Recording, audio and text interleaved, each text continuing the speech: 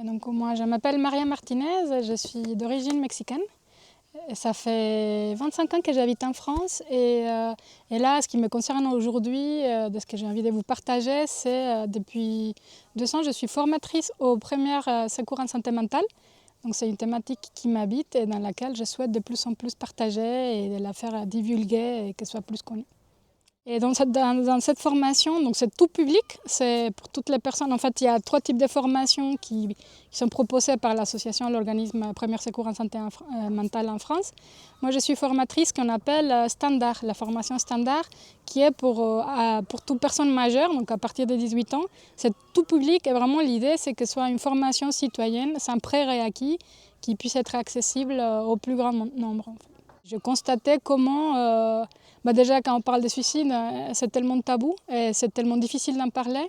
Et donc moi je me disais qu'il y avait quelque chose à faire pour qu'on puisse enlever ce tabou, qu'on puisse parler dans la simplicité, sans se prendre la tête.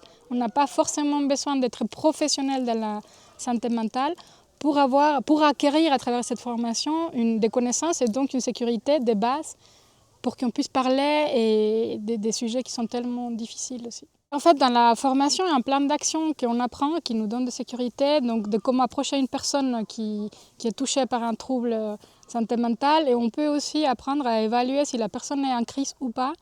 Et comment on peut, nous en tant que, parce qu'à travers cette formation, on devient secouriste en santé mentale. Donc encore une fois, pas des professionnels de la santé mentale, c'est absolument pas le but, mais ça nous donne des ressources de sécurité, des connaissances, comment approcher les personnes, comment évaluer et quoi faire en fait si la personne est en crise.